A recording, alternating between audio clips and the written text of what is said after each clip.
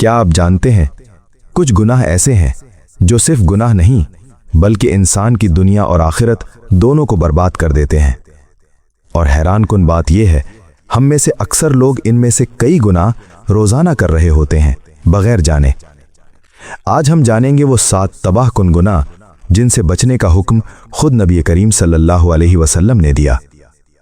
برادران اسلام، نبی کریم صلی اللہ علیہ وسلم نے فرمایا 7 ہلاک کر دینے والے گناہوں سے بچو۔ یہ وہ گناہ ہیں جنہیں عربی میں موبقات کہا جاتا ہے، یعنی وہ اعمال جو انسان کو مکمل تباہی تک لے جائیں۔ شرک باللہ، جادو، ناحق قتل، یتیم کا مال کھانا، سود، میدان جنگ سے فرار، پاک دامن عورتوں پر تہمت، یہ سب سے خطرناک گناہ ہے۔ قرآن میں ارشاد ہے ان اللہ لا یغفر ان یشرک بہ، بے شک اللہ شرک کو معاف نہیں کرتا۔ شرک کیا ہے؟ یہ صرف بتوں کو سجدہ کرنا نہیں بلکہ دل میں کسی کو اللہ کے برابر سمجھنا بھی شرک ہے۔ جب انسان مشکل میں کسی قبر، بزرگ یا مخلوق کو پکارے اور یہ یقین رکھے کہ وہ خود مدد کر سکتے ہیں تو یہ ایمان کی بنیاد کو ہلا دیتا ہے۔ جادو ایک ایسا عمل ہے جو انسان کو شیطان کے قریب لے جاتا ہے۔ یہ صرف دھوکہ نہیں بلکہ شیطان کے ساتھ تعلق جوڑنا ہے۔ قرآن میں ذکر ہے کہ جادو سیکھنے والے ایمان سے محروم ہو سکتے ہیں کیونکہ وہ اللہ پر بھروسہ چھوڑ کر شیطانی طاقتوں پر یقین کرتے ہیں۔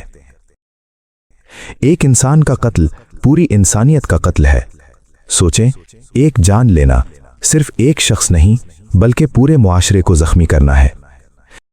یتیم کا مال کھانا، وہ جس کا کوئی سہارا نہیں، اور اگر کوئی اس کا مال کھا جائے تو وہ صرف چوری نہیں بلکہ ظلم کی انتہا ہے۔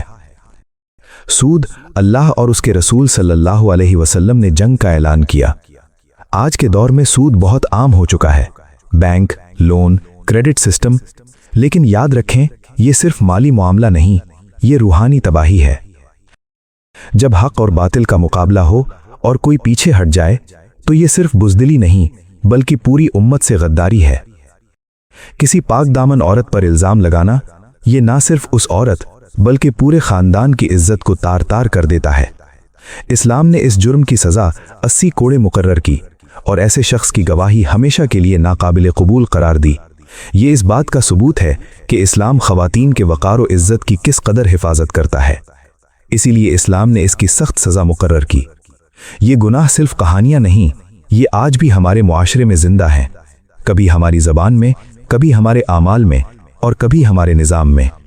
آئے آج وعدہ کریں ہم شرک سے بچیں گے، جادو اور توہمات سے دور رہیں گے، کسی کی جان، مال اور عزت کو نقصان نہیں پہنچائیں گے، سود سے اپنے آپ کو بچائیں گے، بغیر ثبوت کسی پر الزام نہیں لگائیں گے۔ اللہ تعالی ہمیں ان تمام گناہوں سے بچائے اور ہمیں اپنی رحمت کے سائے میں رکھے، آمین۔ والسلام علیکم ورحمۃ اللہ وبرکاتہ۔